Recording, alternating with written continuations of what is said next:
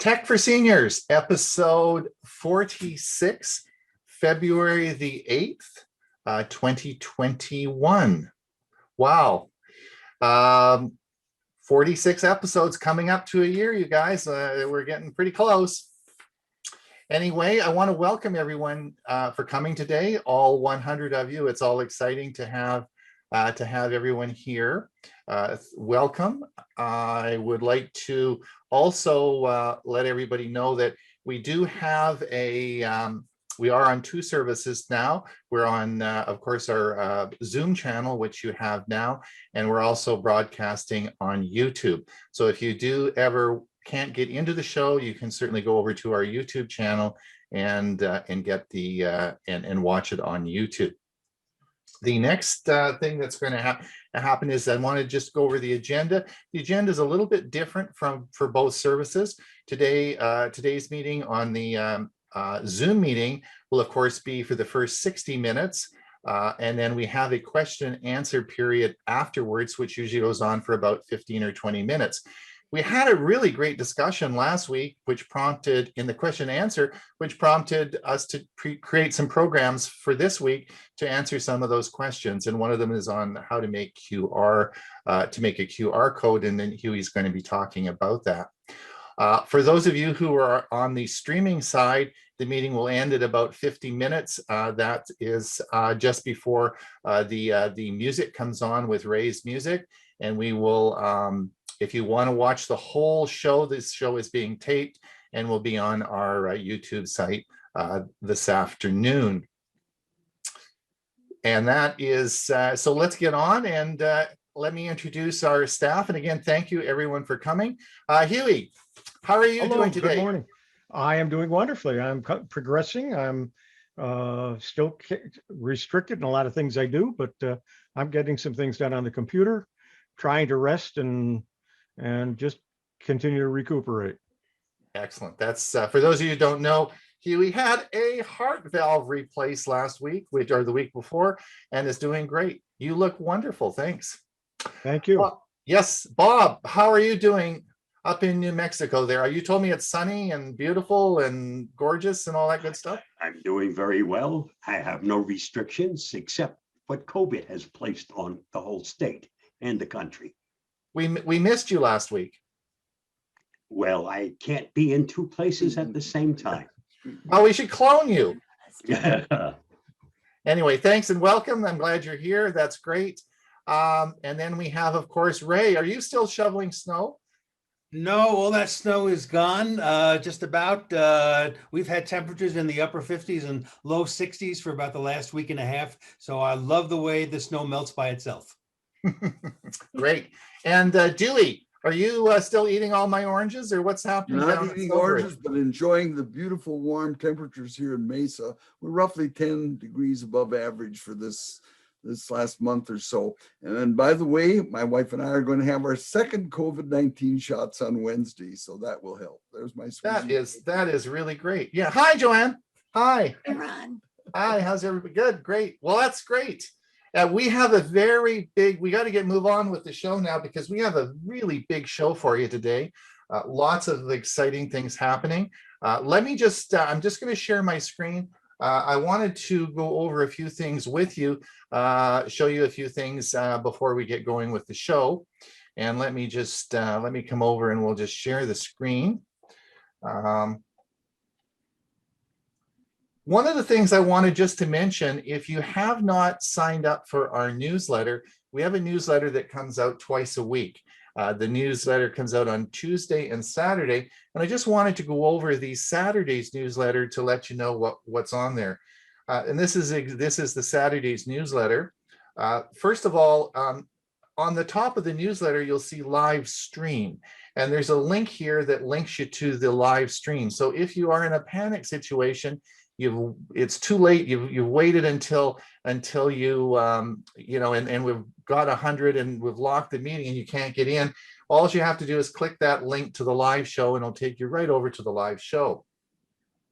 Now, as you come down, you'll see there's a link to past episodes. If you click on this link here, you'll see all the past episodes of Tech for Seniors, and it will look just like this. and it will bring up all the past episodes for you. That's a quick way of getting there. If you want to bookmark that, it will all update automatically for you. So that's another thing that happens in the newsletter.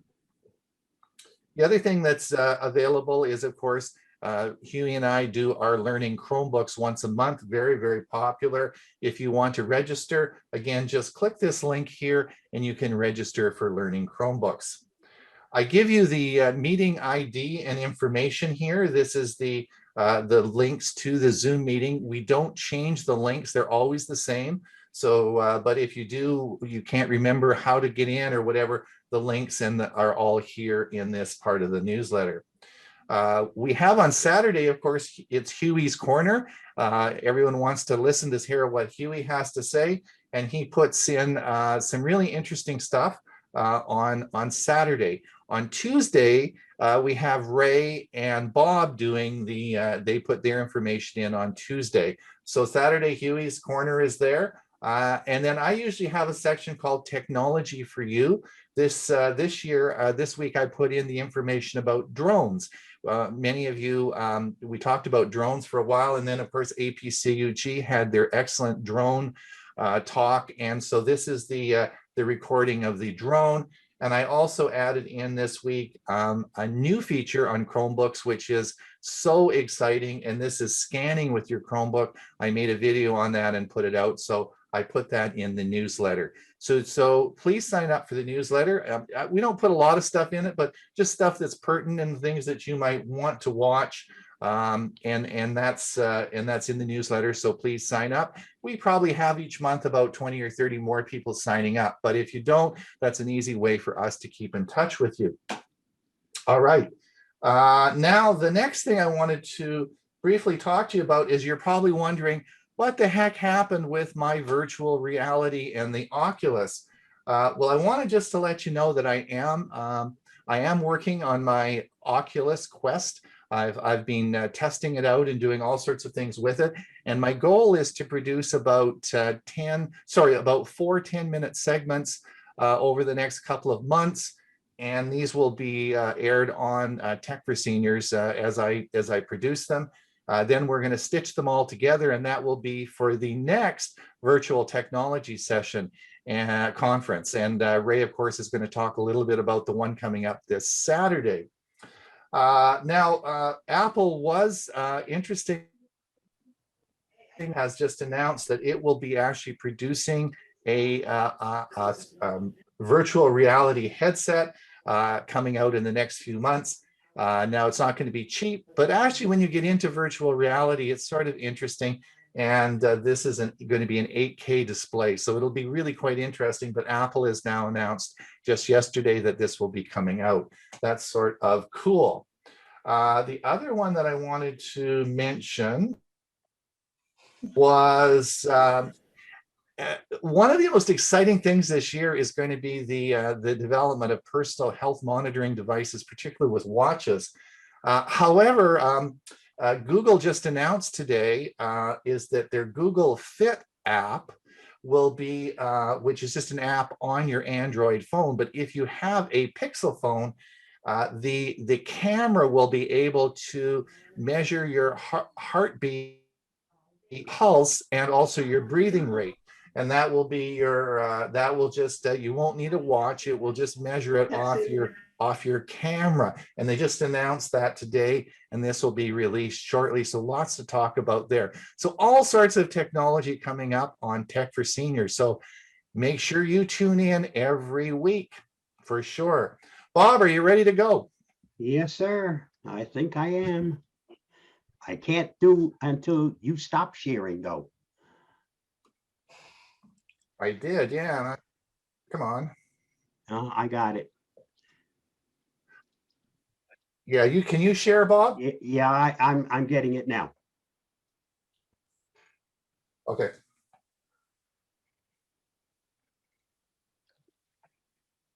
Here is the Avast Security News Roundup for the week ending February 5th, 2021. Instagram releases well-being toolkit for teens Ron looks in frozen. order to guide its teen Yeah, I users am. to the I most don't balanced, want to- positive I'm a bit experience nervous on they what can to have. do because I Instagram don't has want released to the we're Addressing hearing the you, Pressure show. to Be Perfect toolkit, which teens and their Bob, parents can you can start use sharing? to You create should a knock it off. self-awareness that protects them No, it from isn't. both We can't creating see. We and can still see falling Ron's only. victims. Yeah, We're Ron, still you need to seeing stop Ron? sharing. Yes, One of you is locked up. Yeah. that's Ron. I'm seeing Bob. Uh, And I'm still seeing Ron.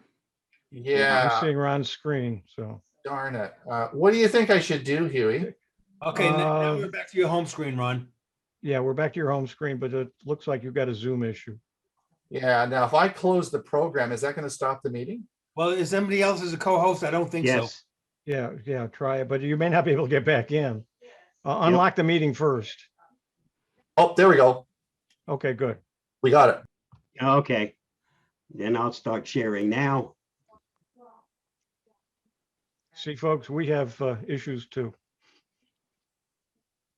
Even if you want to for a few days, that's probably a month.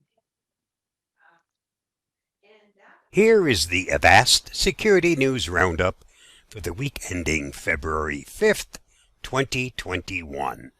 Instagram releases Well-Being Toolkit for Teens in order to guide its teen users to the most balanced, positive experience they can have.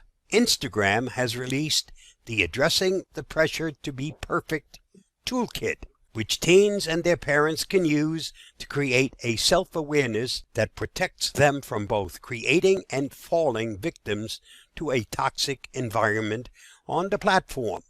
The toolkit addresses teens directly, but it also includes parents' guides for each section. Among the topics covered in the toolkit are support for well-being, creating a positive image, balancing time and privacy tips. Avast security evangelist Louis Carones calls it a step in the right direction. This toolkit is really great, he said. It addresses a real issue that exists for which there is no technical solution: our psychological wellness while using social media. On top of that, it is important to cover all of the bases, and educating about privacy is probably the most important one. For privacy tips that go beyond Instagram, see the Avast Comprehensive Privacy Tips for Parents. TrickBot adds ability to scan networks. A new evolution in the persistent TrickBot malware allows it to scan the infected system's network in search for more vulnerable systems to attack. The updated malware uses the open source mass scan tool to map the victim's local network, searching for open ports, which it then reports back to its command and control center. TrickBot first appeared in 2016 as a banking Trojan that initially just stole data. Over time, its attacks began to entail dropping malware as well. We listed TrickBot as one of the 5 biggest web threats to manage networks last year, and we were not the only ones who understood the danger. Both Microsoft and the U.S. Cyber Command attempted to take down TrickBot in the fall of 2020, but the malware was too slippery. For more on this new strain, see Bleeping Computer. Better Business Bureau warns against posting a picture of the vaccination card.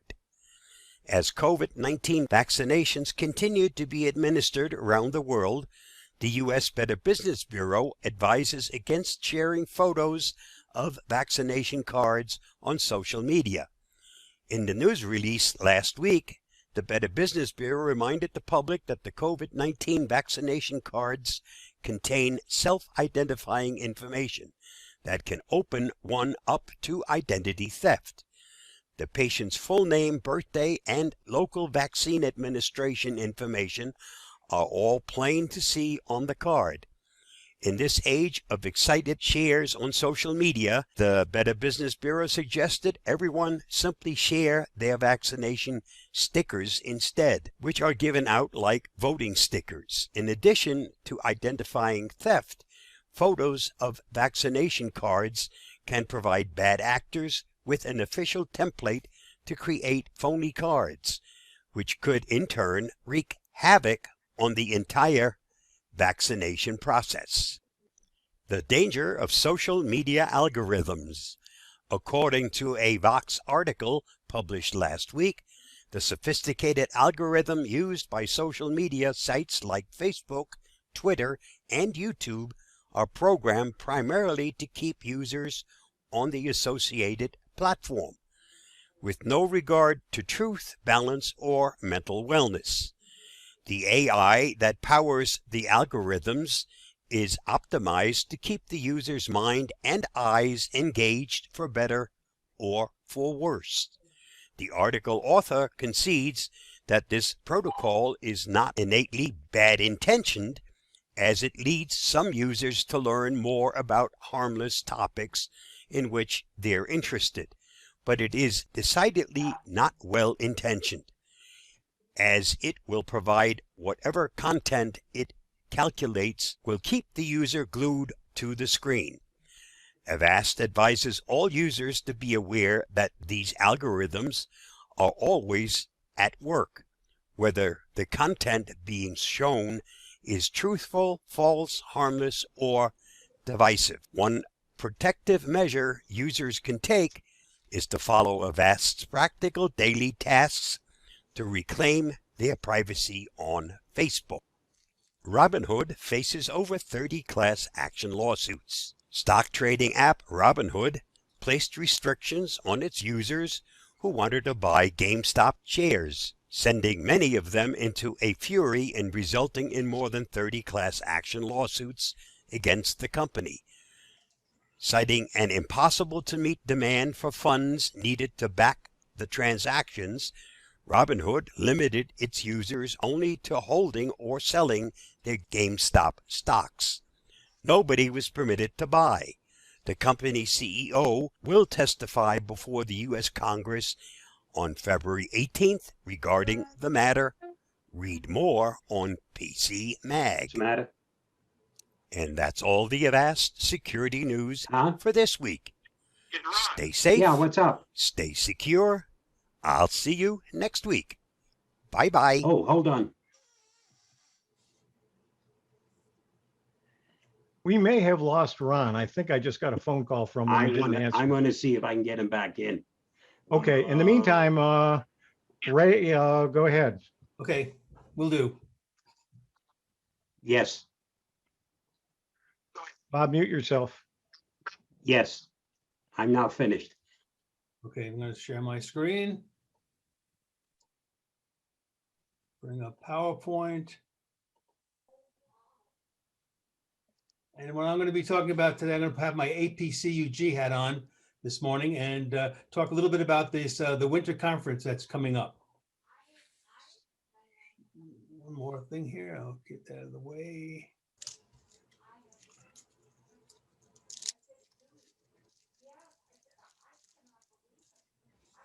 All right, so this coming Saturday, February 13th, at those times, 1 o'clock Eastern, et cetera, will be the virtual technology conference for APCUG.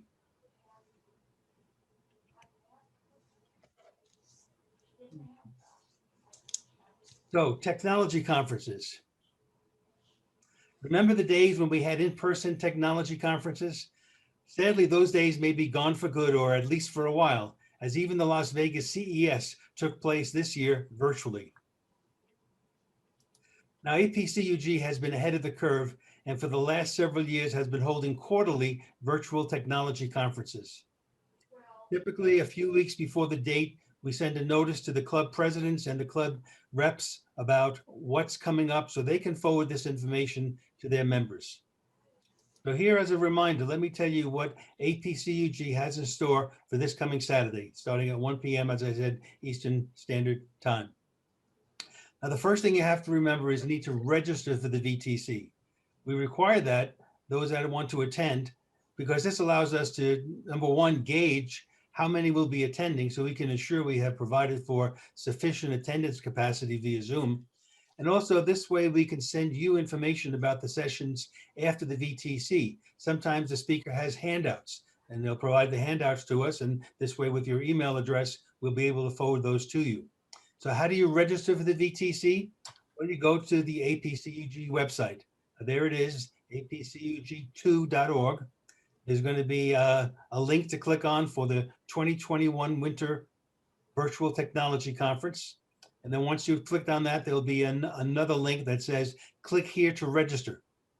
You click on that and this short, very short form will come up. It's going to ask for your name, your email address, the computer club name that you belong to, because we want to make sure this is geared to those clubs that are members of APCUG and their members, and that club's website address. And then your role with the club. It could be member, could be president, could be anything in between. It's important to note also that the registration for this coming Saturday will close at 11:30 p.m. on Friday, day before, because that will give us time then to make all the preparations and be ready to go Saturday morning. So the way that Virtual Technology Conference works, for those that haven't attended in the past, there's 2 tracks and they run concurrently as a webinar. What is a webinar? Well, a webinar, you can watch it. Your video picture won't be there. You won't be able to ask a question voice-wise, but you will be able to do it in the chat box. Each track will have 3 approximately 1 hour long sessions. And then those questions via chat will be taken and answered as time permits. Now here's the biggest problem. Deciding which track to watch can be a challenge. But the good news is the entire VTC will be uploaded to the APCUG YouTube channel for watching sometime after the session is over.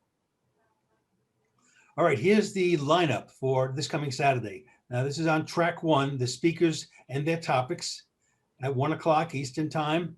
How to make an informed decision when buying a printer in 2021. This is by the famed YouTube presenter, Dr. Ron Brown. Wow, how about that? Our Ron Brown is going to be speaking at on that first track. Following Ron will be a presentation on how to use the Windows Tips app by the speaker who seems to be on Zoom every day, even twice on Sunday. Who is that? Huey Poplock. Huey is going to be there. Then at 3 o'clock, presentation will be on how to use CCleaner for more than cleaning your hard drive. All right, everybody guess, who is that speaker going to be? Yes, you guessed it. Mr. Security himself, Bob G. I think we may call this the Tech for Seniors track.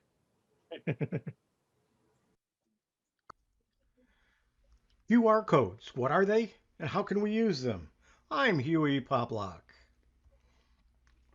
A QR code, or quick response code, is a type of matrix barcode or two-dimensional barcode, first designed in 1994 for the automotive industry in Japan.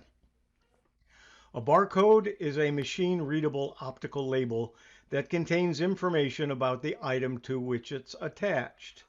In practice, QR codes often contain data for a locator, identifier, or a tracker that points to a website or an application. A QR code uses 4 standardized encoding modes: numeric, alphanumeric, byte and binary, and kanji, to store data efficiently.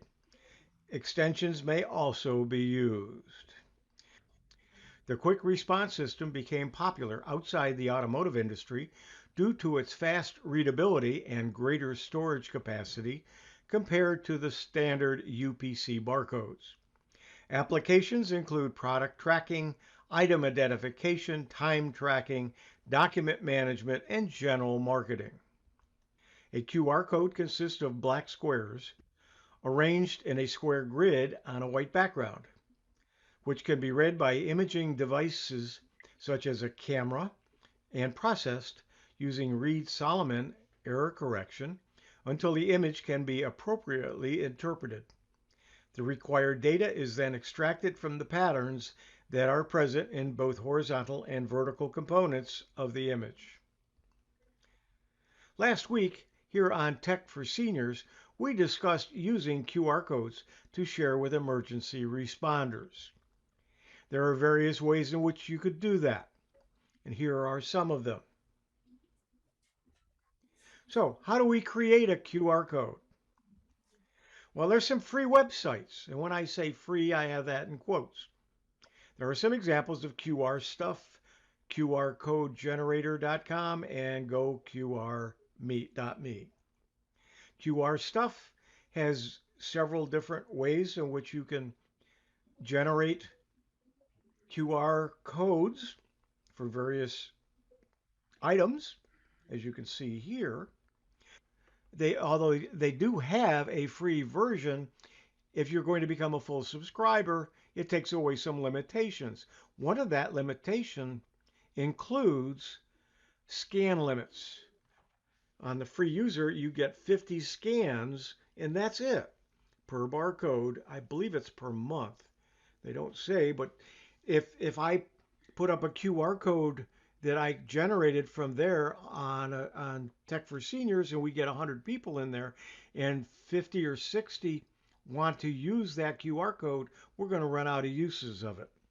And so that might not be the best way to go because it's $7.50 to $12 a month, depending upon which plan you choose. But that can get quite expensive if you're only using them occasionally. qrcodegenerator.com also has several different QR codes that you can generate. It's quite easy to use, but they also have a starter package, an advanced, and a professional package. And in this case, you only get 2 codes, or actually in the starter, which is $6 a month. GoQR.me is probably the easiest to use of these. And as you can see, I've generated a code there. And you can actually, then they have tie-ins to getting products using it. And that's how one of the ways in which they generate income. However, in Windows, I use the QR code generator in a search in the Windows Store. There were 2 of them. I installed both, and the QR code for Windows doesn't seem to work. But the barcode generator does, and it's very easy to use. Here is the codex, the first one, and I just couldn't make it work. I can't uninstall it. It's just kind of stuck there. The barcode generator, however, gives me 12 different ways or codes under QR code, and then you can actually do UPC codes as well with this generator. But you see I've got some that I've generated, and here's all the ones that I have generated using each of the types of codes that I can generate. So how do we capture a QR code? Well, let's do a demo and take a look on how I did it with my smartphone. We're switching now to my Android phone, which is a Samsung. First, we're going to look at a barcode, and it's a telephone number, and immediately it sets it up so I can call that number. Let's look at the next one, which is a contact. As soon as we see it, it's the information, contact information, then can be added to our phone book. Now we're going to look at a text, and it was just nonsense text, but it was about 2,000 characters in that. Now we've got one of a login to a Wi-Fi network, and just by clicking it, it will then connect. And here's finally a Facebook connection. How do we use a QR code? Once you've created your QR codes, you can download files, print them as sheets of stickers, place in a PowerPoint presentation, place on a flyer, or in a newsletter, or just email them to yourself or someone else. You can generate your own QR code, and then you and your code are sent to print-on-demand websites, to add to your QR code to a t-shirt, a coffee cup, a hat, a business card, stickers, and more. You can use a QR code for a menu. Some restaurants may have it. If you own a restaurant, you can create one as a point of contact to get to your menu. And as we mentioned last week, there are a lot of life-saving information via QR codes and different ways to do it. This is one way where you create the QR code, put it on a little device that sits on the end of the band of your watch. There are some unique uses for a QR code. Somebody thought, well, they put their information on a QR code and put "Hire Me" on their graduation cap. There are other uses. This is from Etsy, and you can order various products with QR codes printed on them for information. You can put QR codes in a newsletter. Contactless ordering using a QR code is yet another use of a QR code. Or you can put a link to the playlist for Tech for Seniors as a barcode. So if you have a barcode reader on your phone and you're watching this, if you click that, your QR reader, you will get the playlist for Tech for Seniors. One final word on QR codes: always check that your QR code works before sharing and using it. I'm Huey Poplock. We've been talking about QR codes, what they are, and how we can use them. Thanks for. There you go. Is Ron still on? Yep. I Yeah. think everyone's All still here. Thank you. Yeah, excellent. Thanks a lot. That was great. We can. Yeah, you tasked me with that, and I said, "Oh yeah, that's going to be real easy." And then all of a sudden, I couldn't make things work, and it got involved. It's not as simple as they make it seem to be, but once you got it, once you create the QR code, and you have an app on your phone, it's easy to use. It takes you right to wherever it needs to go. Right. The other thing is that Google Lens, if you have that, of course, you have Google Lens on your phone with Google Photos. Google Lens will identify your QR code and read it as well. So, well, that's great. Listen, just to let everyone know that's over, we have a whole bunch of people over on the live streaming side. Probably they couldn't, we're worried about getting back in. Just to let everybody know, we have left the meeting unlocked, and you will be able to get back in the meeting if you're on a live stream and you want to do the question and answer. We will be continuing the meeting as normal, and we will be doing the question and answer. So if you are live streaming because you couldn't get back in, then come on back in. We'll let you in. We have not locked the meeting, and there's only 54 people, so we lost about 50 people. All right, Ray, you're going to tell us all about Windows and how we're going to record from Windows. That's interesting. All right. So I'm going to talk about today is how to record the computer screen with Windows 10. And this is using a built-in feature in Windows 10 that I didn't even know existed until recently. And it's called the Windows Xbox Game Bar.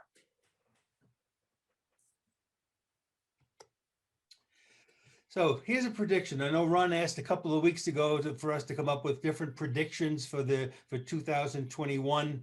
And one of them I think is going to take off is pay-per-view live music video streaming. What is that? Well, this is when a music concert is on the internet, and it's the current alternative to in-person performances that have basically disappeared thanks to COVID-19. So the streams are typically available with apps for Apple or Amazon or in Roku devices, as well as smart TVs. So while free streaming of older videos are available on YouTube and other sites for free, what's becoming more popular is pay-per-view concerts, where the viewer pays a fee to watch for a limited time, typically only available for 24 hours, a musical concert broadcast. Now, the range of these performances is pretty extensive and continues to grow, from rock concerts to the Metropolitan Opera. So here's the story. My wife, Carol, is a huge David Bowie fan, and she paid $25 to view a Bowie celebration. This was held on January 9th, 2021, and it was available to watch for one day only, and it was a 3+ hour long global streaming event. Now, since Carol purchased the opportunity to watch this live stream and knew she would want to see it again in the future, she asked me if we could save this video performance to our computer. So while there are several apps available that can perform this function, some for a fee and as well as others that are free, this led me to discover a free app that is part of Windows 10 called the Xbox Game Bar. Now, while the intended purpose of the Xbox Game Bar was to capture a Xbox game in progress, it's really available for any type of screenshots and video broadcasts. So here's what the procedure is to record. On the keyboard, you want to hold down the Windows key plus the G key. That opens up the Xbox Game Bar. And then in the upper right-hand corner, there's a capture window with some buttons, including one to start recording. There's a shortcut key as well to get to that. When the video begins, click on Start Recording and notice the counter in the upper right-hand corner with time elapsed so far. Now, this section also has a Stop Recording button to use when you're done with your recording. And then the video file automatically shows up in the folder called Captures that is in your video library.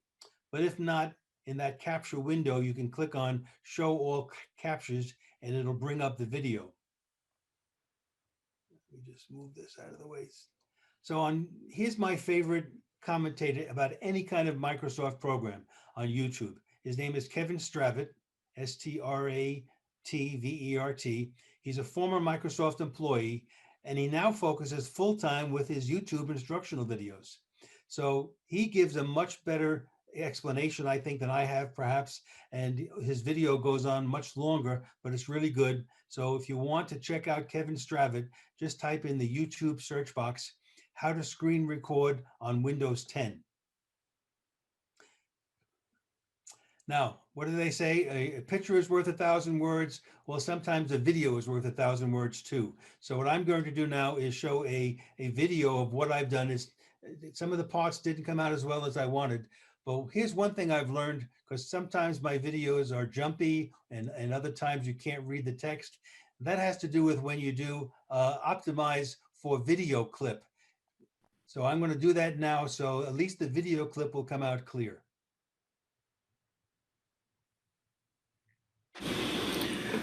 Okay, what I'm going to do now is a screen recording using the Xbox for one of the openings of the Tech for Seniors that we're all very familiar with. So the first thing I'm going to do is hit the Windows key and the letter G, and that brings up the recording window.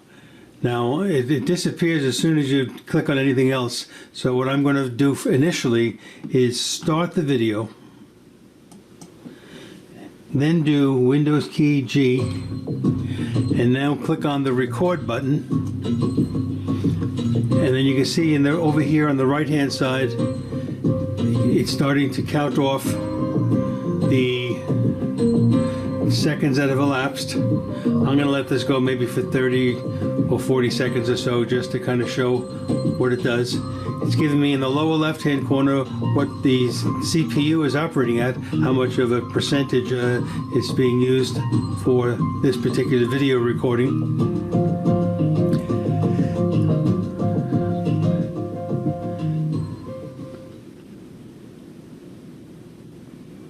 Tech for Senior, episode 42.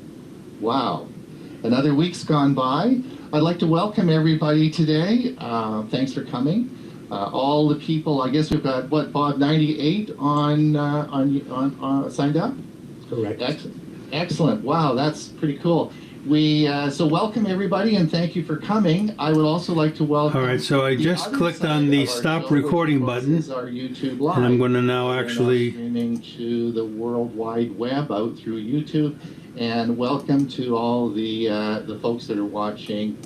So I've closed the source now, and now I want to see this particular video, how it recorded. So I'm going to go back and do Windows G, and that's opened up on the wrong screen. Let me try that again. Windows G. Here we go. Now it's on the correct screen, and it says show all captures. I'm going to click on that, and here is the capture that we just did. And if I wanted to play it, I would do this.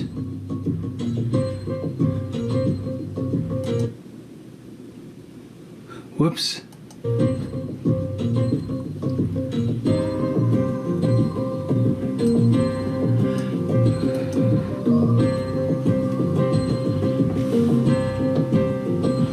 There we go.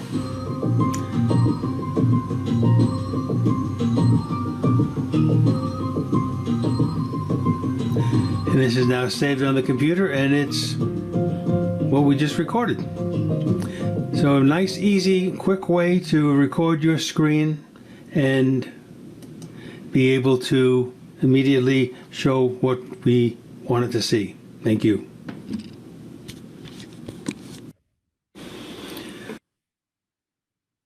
Now, going back to the David Bowie, I'm going to just show you now what that looked like when we saved it, just some 20 seconds or so of the opening remarks. This is by Mike Darcy. Hello, everyone, and thank you for being with us. David Bowie was an amazing influence on so many artists, and many have come together tonight to start the new year with performances of his great songs, both the very well-known ones and some of the deeper cuts. It has been 5 years since his passing. I certainly miss him dearly, think about him every day. But to start off, I'm so proud to introduce Duran Duran, that will be doing one of my favorite songs called 5 Years.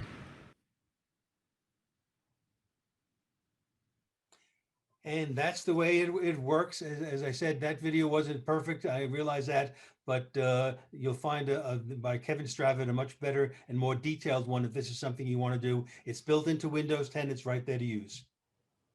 Thank you, Ray. That was great. Very interesting. All right. I'm going to now I'm going to play Dewey's segment. Good morning, friends. This is Dewey, and my Tech Talk topic for today is a Locast update and a router tale. Before I begin my Locast update, I'd like to make a correction to my last week's presentation. I stated that the acronym IMDb stood for International Movie Database, which is how it was first told to me by a friend. Our great TFS music guy, Ray, kindly corrected me as saying that the first I really stands for Internet, not international. I checked, and he's correct. Thanks, Ray. Now I'll get going with the Locast update. Locast is a streaming service that brings local OTA, over-the-air broadcast stations to certain cities in the U.S. It's a free service that operates under the Copyright Act of 1976. This act allows nonprofit TV translator services to rebroadcast local stations' broadcasts without receiving a copyright license from them. For what it's worth, the big four TV networks are likely to challenge this premise again, as they did successfully 8 years ago to a similar service. Locast streaming service provides local TV broadcast programs that are streamed over the internet through an app that's playable on Roku, Amazon Fire TV, Apple TV, Android TV, even TiVo devices, as well, of course, iOS and Android smartphones and tablets. Just think you can watch your local TV news anywhere on your phone. With Locast, you can stream programming from all TV stations in a given broadcast area, even the big four broadcast networks, ABC, CBS, NBC, and Fox, also PBS. Though a federal statute allows a nonprofit company that retransmits local broadcast TV stations to collect a fee to cover the cost of operations, Locast doesn't, and instead asks viewers to donate as little as $5 a month plus a processing fee of 50 cents to help cover the costs. The donation is voluntary and not required. However, the Locast user experience is severely impacted by donation requests several times hourly, according to Clark Howard, a consumer affairs expert that many of you have heard of. Thankfully, monthly donations stop the donation requests, though some avowed cheapskates do allow themselves to be punished by the incessant requests. In my Tech Talk number 11 about streaming and cord cutting 2 months ago, I stated that my opinion on Locast is that it may well improve in the future, but it's not really quite ready yet for prime time. In retrospect, I realize that I need to revisit this assertion. A main reason is growth. For example, last Friday, Locast began service for more than 4 million people in the greater Sacramento, California area. These folks will now be able to stream all 60 local TV channels that will bring them full access to important local news, weather, sports, entertainment, COVID-19 information, and et cetera, et cetera. Lots of stuff. It should be noted that the rise of cable and satellite TV nationwide has overwhelmed OTA, over-the-air broadcast TV, in the last 40 years, if you think about it.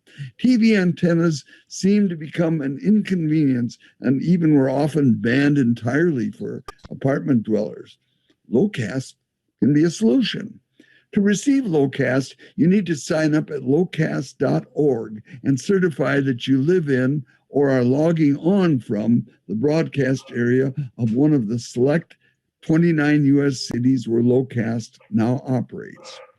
These cities are, and I'm not going to read the list, I'm going to let you look at it for a moment. I may even post this on the chat if I remember. Going on, Locast also provides a live TV guide. Here's a picture of it, or an example of it. It's not a very good one, but it'll give you a general idea of what the live guide looks like. A recent article at PCMag.com praised the relatively inexpensive cost of Locast and its solid streaming performance. However, the article faulted Locast for having a cluttered web interface, a live channel guide that isn't customizable, and also for not having a DVR feature. Locast was founded in 2018 by consumer advocate David Goodfriend, a Washington, D.C. based attorney with a background in advocacy for a more open media. This streaming service has more than 2.3 million registered users, and its 29 broadcast markets actually reach nearly half of the U.S. population. That's amazing. Locast is growing and seems to be getting better and better. I'm going to switch gears now with my second subject and talk about routers, or more specifically, about my 4-year-old Linksys AC1900 dual band router. Near the beginning of last Monday's TFS program, just a week ago, Ron Brown was talking, and I heard his voice begin getting slower and lower. It's like an old tape recording at half speed, or it's lowered speed. I felt compassionately sorry for Ron because obviously his gigabit internet had slowed to a snail's pace, really bad. This same slowing down of TFS video and audio happened again 3 or 4 more times, with the worst being during Ray's music segment. I recalled that the same slowing down during his segment had happened last week also. Again, I felt so sorry about his bad luck. For what it's worth, I seem to have forgotten that in recent months, my cable internet was buffering more and more often. Shortly after the TFS program ended, I decided to call Butch Andernack, my TFS neighbor down the street, and he's the drone guy, who also is on our Silveridge Park cable internet. I asked Butch if he also had suffered through frequent internet slowdowns during TFS this morning. He quickly assured me that he didn't have any internet slowing problems at all during the program. Whoa. His answer was something of a gut punch. I realized the TFS slowing problem was almost certainly my Linksys AC1900 dual band router. even though I had recently checked that my router's firmware was up to date, and it was. I then searched the internet for a solution and was happily surprised to learn that Linksys had a technical support phone number listed there, 800-326-7114. I reached a very capable and affable Linksys techie in India who spent nearly an hour resetting and adjusting various settings in my router's software. He even found a firmware update despite an indication that it was already up to date. Well, it's been a week now, and my router seems to be again working perfectly. Our Silveridge Park cable internet has gone south a couple of times, but the router hasn't even once buffered while streaming. Thank you, Linksys. The point of this tale of a router is, if you're having internet problems, it may instead be your router needing software tweaking, a firmware update, or perhaps even replacement if it's more than 4 or 5 years old. The current router standard is commonly called Wi-Fi 6. It has an official name, but it's commonly called Wi-Fi 6. And a newer standard, Wi-Fi 6E, is just emerging. That's for your information. Well, that's my Tech Talk story for today, and I'm sticking with it. Thanks for watching. Stay safe and have a great day. We did it. We made it through it. Great. Good. Excellent. Thank you, Dewey. That was really good. I would say that, yeah, and the reason I asked Dewey to do that on Locast is because Locast is getting a lot of PR lately. There's a lot of articles about Locast, and so I thought we should maybe revisit it, and it certainly is a very popular service, eh, Dewey? Right. In fact, I'm going to look into it for myself for my months here in Arizona so I could receive my local stations back home. I hope it works by signing up back home, and we'll work down here, but we'll have to see. It won't, and I'll talk more about Locast. I've been using it for quite a while. I'll talk during the Q&A session. Great. Okay. Great, Huey. Thanks, Dewey. Bob, can you give us how to update our Zoom settings? In fact, we may want to do this pretty soon because with all the Zoom problems we've had today, we want to make sure we have the latest update on our for our Zoom meetings. I do as well, so I check it all the time. But Bob's going to go over how to do this. There was an update today. Oh, was there? Okay. Keeping Zoom updated, something we should all be doing, but it's not always easy to do the update. When you open up the Zoom user interface, nothing on here tells you anything about updating. Even when you go into the settings, there's nothing here for updates. The only way to update once the program or app is running, the system tray icon, when you right-click on that system tray icon, you have several options. One of those options is to check for updates. Once you click this, if there is an update available, it'll tell you there's an update available. It'll tell you what the current version is, and it'll also give you some information about the new features that are part of that update. And as you can see here, it is in the process of doing that update. We'll allow it to finish.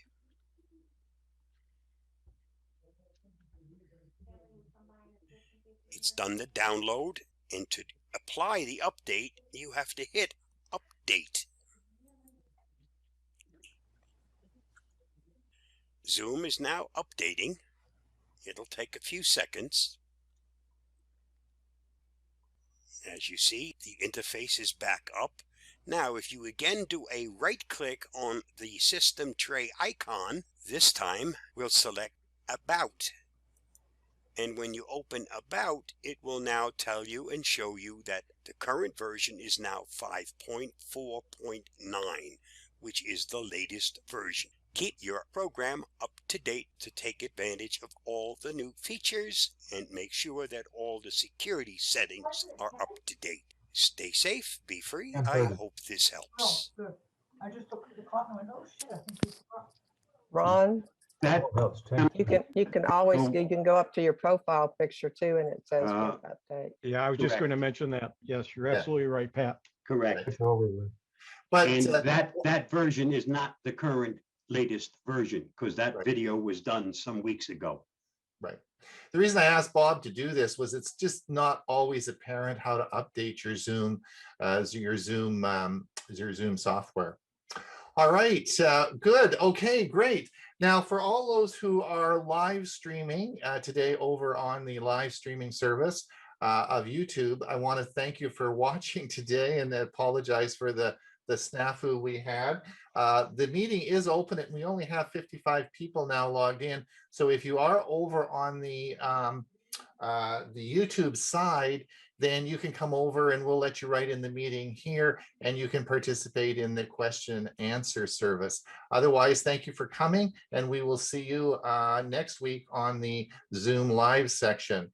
We'll continue on now with Ray. Are you ready to go with the music? My toes are tapping. I am always ready. All right. All right, Roy Orbison, somebody, an artist who I think really has become appreciated by multiple generations. So at the beginning of rock and roll, there were just a couple of almost operatic voices that stood out among individual singers of that era. And one of them belonged to Roy Orbison. In fact, one of his nicknames was the Caruso of rock. He was born in Vernon, Texas in 1936, and his professional musical beginning started with his high school band. They were known as the Teen Kings. First release in 1956 on a tiny, tiny Texas record label was the song Ooby Dooby. When this came to the attention of Sam Phillips of Sun Records, he signed Roy to a contract and had him record this song for his first release on Sun Records. But at the time, Phillips was also managing what became known as the $1 Million Quartet.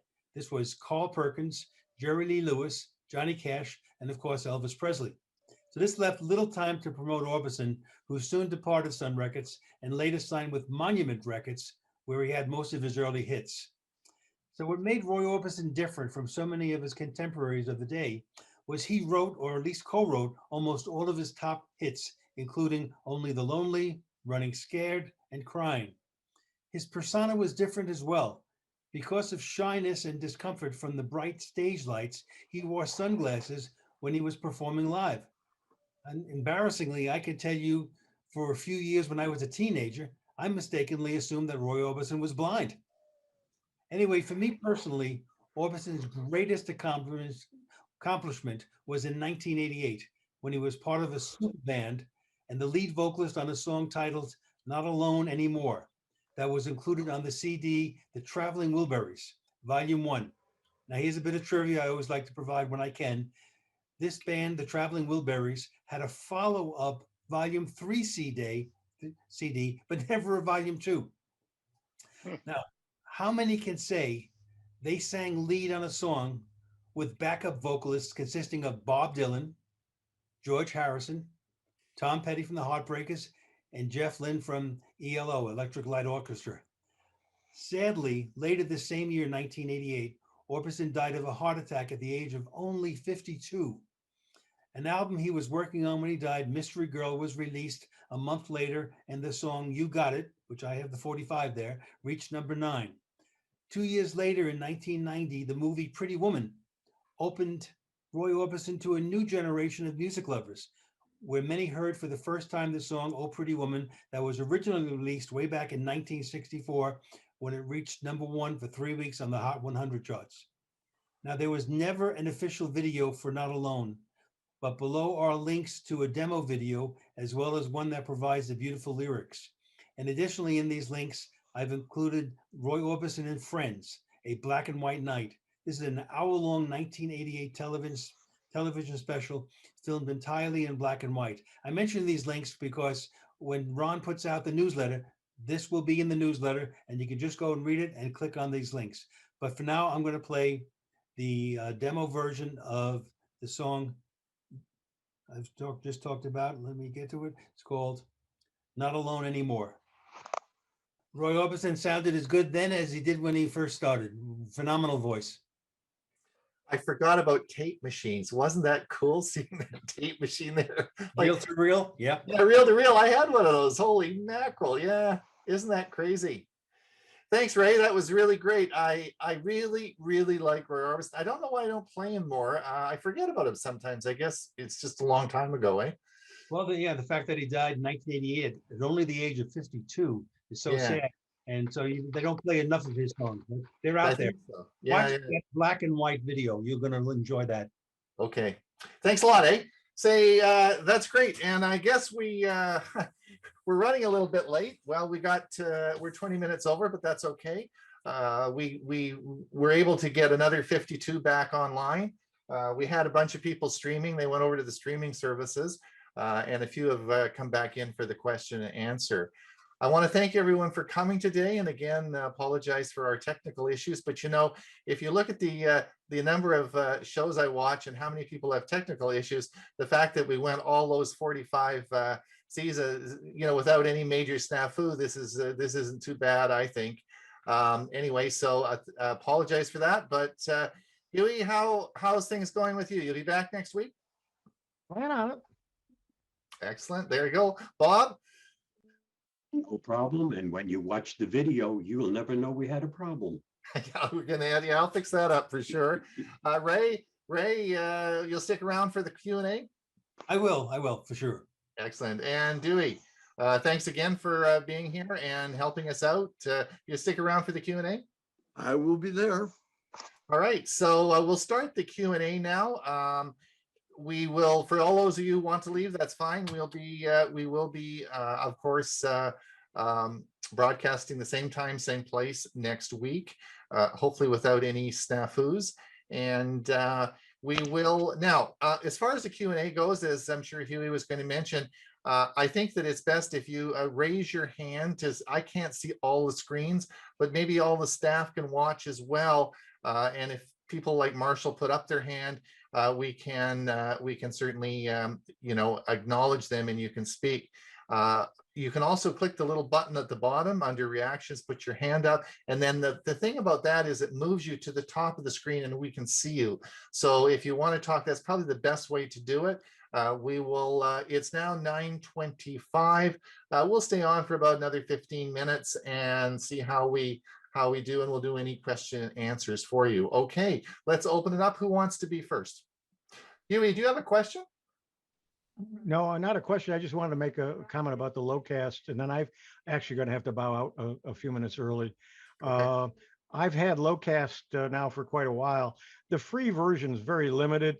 What happens is that you get frequent ads, every few minutes, and then about every 15 minutes, it wants you to sign in again, where if you pay the $5 a month, all that disappears. So, and it's available, I think Dewey said they're like in 29 places. I think they've added 2 or 3 in the last couple of weeks. So you might want to check, but they do double check and make sure you're in the correct area that you're in. So you can't actually say, well, I'm from Arizona when you're in California. It's not going to work that way. But if you're in an area where they have the ability to give you the service, and there's a lot of limitations, and there's a reason for that, is the legalities and how they can do what they're doing. And that's by not allowing anybody outside of that area to be able to utilize the service. Have you tried a VPN? I have not. So I'm not sure how they check that, if they do. By the way, 29 is an actual accurate figure as of Friday. 29 cities. Okay, great. Thanks. Okay, great. Thanks.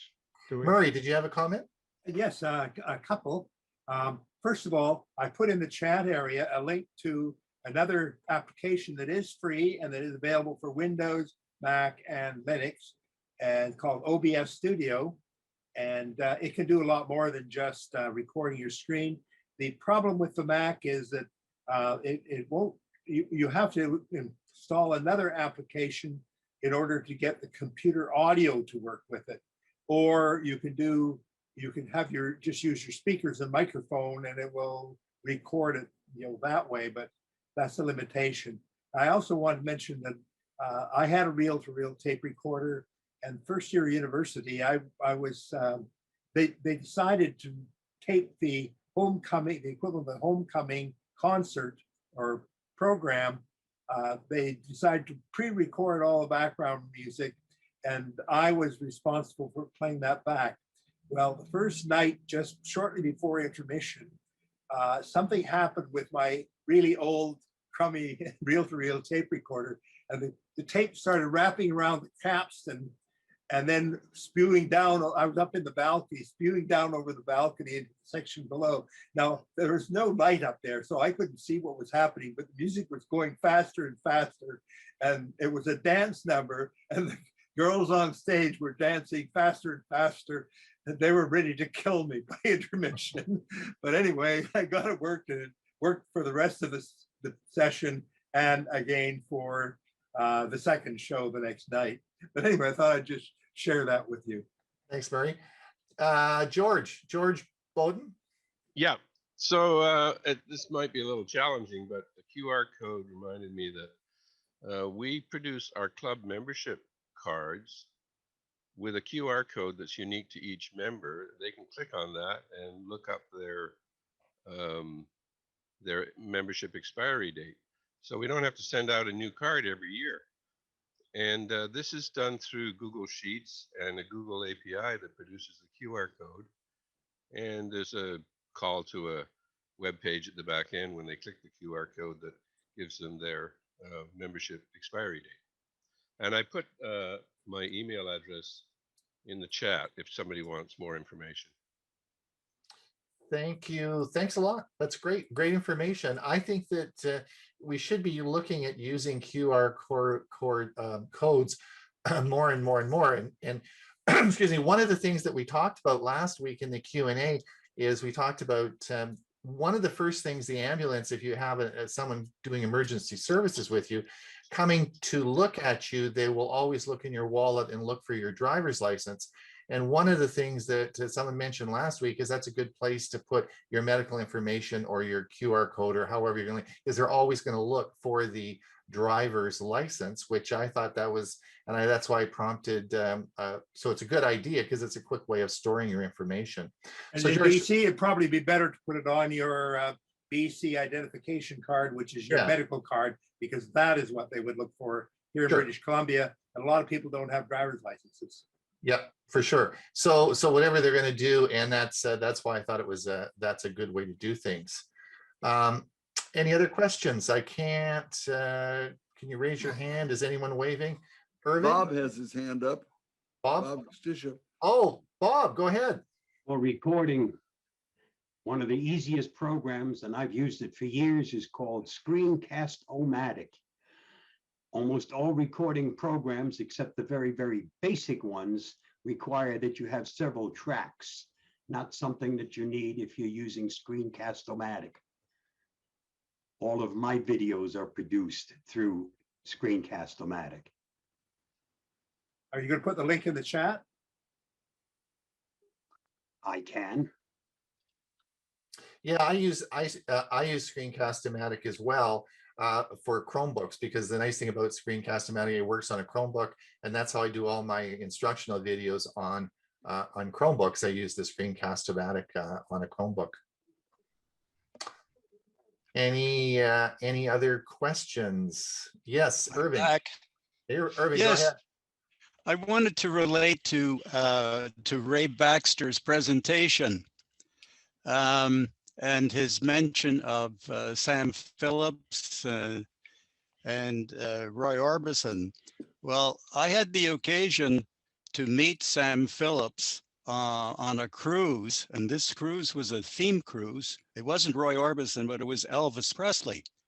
And one day, my wife and I were walking on the deck, carrying breakfast trays, and he was sitting at a table with his wife, and he said, "Why don't you join us? It's pretty crowded here."